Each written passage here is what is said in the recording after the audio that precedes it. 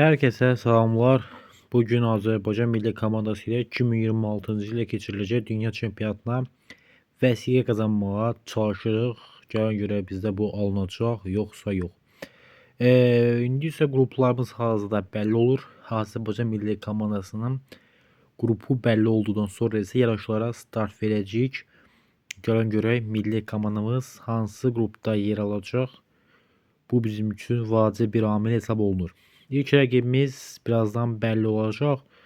Ümid edək ki, yaxşı qrupda yer alacağımızı ümid edirəm.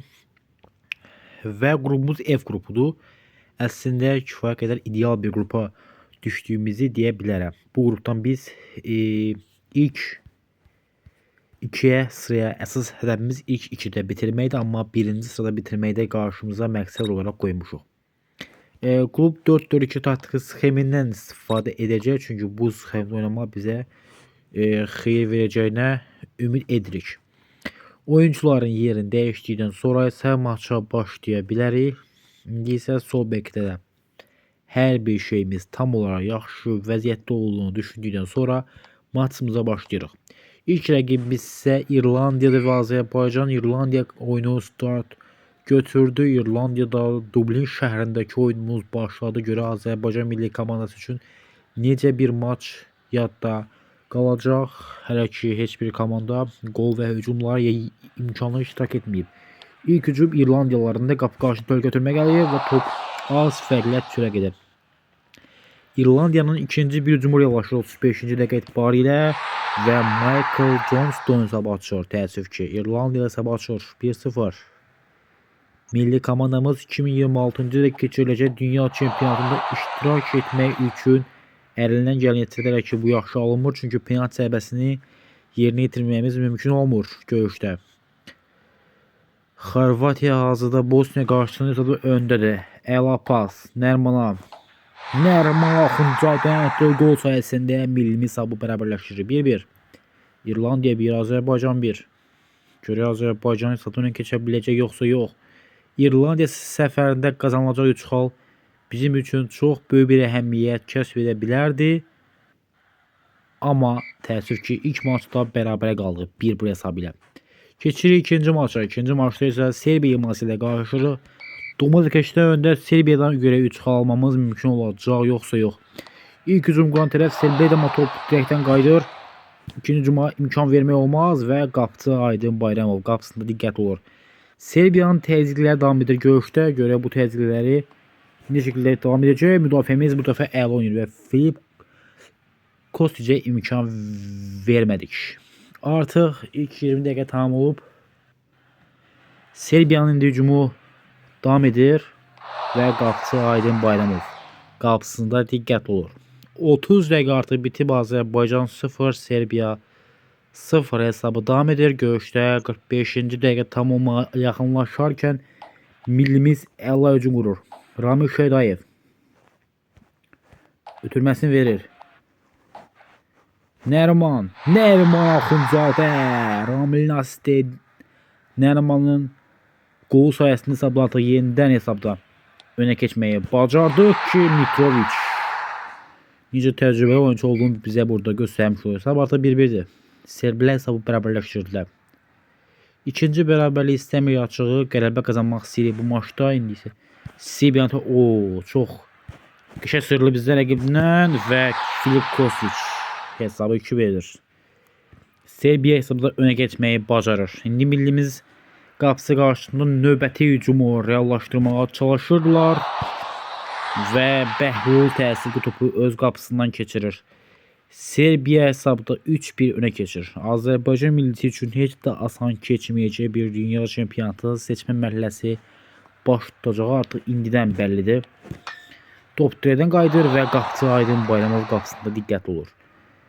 Görüşdə 86-cı dəqiqədə indi millimiz hesabda yenidən fərqi əritməyə çalışır. Bu alınacaq yoxsa yox. Nərman Axundzadə hesabı dəyişir. 2-3.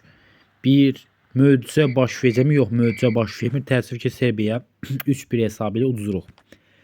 Bu məğlubiyyət işimizi bir xeyli çətinləşdirir, çünki 3-cü turda biz Bosniya və Hersegovina millisi ilə qarşılaşacağıq və bu səfərdən mütləq şəkildə biz 3 xal almalıyıq. Çünki 2 turdan sonra cəmi 1 xal toplayıb milli komandamız və bu turda qələbə qazanmaq şərtdir ki, vəziyyətimizi yaxşılaşdıraq heç olmasa. İndi isə Bosniyalıların hücumu uğurlu alınmadı. Görüşdə ilk hücum quran tərəf Bosniyalı idi. İkinci dəfə Azərbaycan millisinin qapısı qarşısında təhlükə yaşanır. Təəssüf ki, elincə konu dayandırmaq mümkün olur. Ani bir səhv, ani bir diqqətsizlik rəqibin qol vurmasıyla nəticələnmiş olur. Bəhlul Mustafazadə indi hücumda iştirak edir. Görə onun qurduğu hücum hansı məntiqi sonluğa yekunlaşacaq ki, Ramil Şedayev hesab bərabərləşdirməyə müvəffəq olur. Bosniya 1, Azərbaycan 1 hazırda Serbiya Xorvatiya oyununda hesab 3-2 Serbiyanın xeyrinədir. Bosniyalılar təzyiqi artırırlar. Qapı qarşısına ötürmə az qalsın. Rəqib qol vurdu ani bir vəziyyətdə. İlk hissənin son dəqiqələrdə Bosniyalıların təzyiqləri davam edirdi. Qapı qarşısına əla pas. Təəssüf ki, Edinci Ekon'u dayandırmaq mümkün olmur. İlk hissədən sonra belki 2-1'dir. Bosniyanın üstünlüyü davam edir oyunda. Millimiz üçün bu ölüm qalım oyunda hələ ki qələbənin bu qədər vacib olduğu oyunda belə bir oyun, belə bir performans göstərmək həqiqətən də heç də ürək açan bir nəticə deyil. Nəriman Axundzadə topu lazımdır. Nəriman görə o hansı qərar qəbul edəcək dediyim anda çox da yaxşı qərar qəbul etmir və hesab ərzində 2-1 edərək ki, Bosniya komandasına qarşı oyunda belə bir oyun həqiqətən bizi məyus edir. Dəyişikliğimizi etdik. Təbii Bosniyaya uduzmaq istəməzdik, amma hələ ki hər şey buna doğru gedir. Aydın Bayramov topu tutmağı bacarır. Ümid edək ki, oyun bizə bir şans verər hücum qurmaq üçün. Bəhlul Mustafazadə də təəssüf ki, sarı kart alır. İndi isə Bosniyalıların hücumları reallaşır və Aydın Bayramov topun sahibi olur. Bosniya məğlubiyyətindən sonra hələ ki bir xalımız var. Təbii ki, Serbiya 9 xalla birinci olduğunu nəzərdən keçirsək, bizim üçün heç asan keçməyəcək bir Xorvatiya maçı olacaq. Evdə Xorvatiyanı qəbul edirik. Artıq bu 5-ci turun qarşılaşmasıdır. Xorvatlarla qarşılaşırıq. Müdafiəmiz yaxşı oynamaq bacarır. Və Aydın Bayramov çox diqqətli oynayır.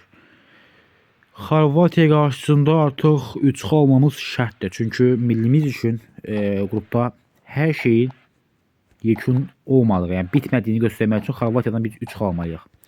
Bu isə heç inandırıcı görsənmir. Çünki Xorvatiyanın necə güclü bir milli komanda olduğunu hər halda hər kəs yaxşı bilir.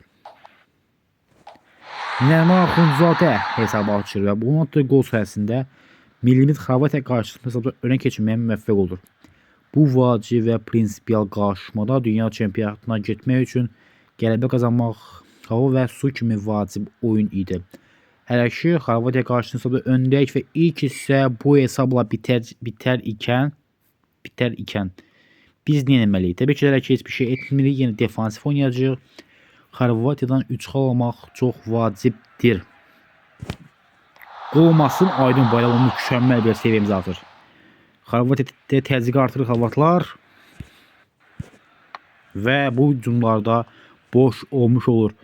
Artıq 55 dəqiqə bitir, 60 dəqiqə tamam olub, hesab edir ki 1-0'da Xorvatiyanın təbii ki də bitməyə bilməyən təzyiqlə davam edir. Bircə bu qol olmasın, bircə bu qol olmasın, bircə bu qol olmasın. Müdafiəçimiz mükəmməl oynayır. Topu çıxardıq. Xorvatiya təzyiqi artırıb, Azərbaycan isə oturub müdafiəyə. Çünki bu oyunda 3 xal alıb dünya çempionatı şanslarını davam etdirmək istəyir Azərbaycan milli komandası və ikinci qol vurub işi bitirmək istəyirik. Nəriman Axundzadə topadı. Nəriman topadı aslında. Onun önündə bir Xorvat oyunçu var idi, ondan sıyrılmağa çalışır ki, bu elə uğurlu olacaq mı? Bəli, uğurlu olur, rəqibdən sıyrılmağı bacarır. Xorvatiyadan olası alınacaq bir xal və budur, Nəriman işi bitirir. 2-0, Azərbaycan 2, Xorvatiya 0 və bu aldığımız xal sayəsində milli komandamız üçün qruplarda şansımız davam edir. Çünki bu 6 xal, bu 4 xal bizim ilk 2 şanslarımızı davam etdirir. Birinci dövrə bitir və birinci dövrədən sonra millimiz hazırda qrupda 4 xalla 3-cü pillədə qərarlaşır. Görə ikinci dövrədə millimiz qrupdan çıxmağı bacaracaq yoxsa yox. İkinci bölümdə görüşmək ümidlilə ki, burada videomu bitirirəm. Kanala abunə olub, like atmağı da unutmayın. Sağ olun, salamat qalın.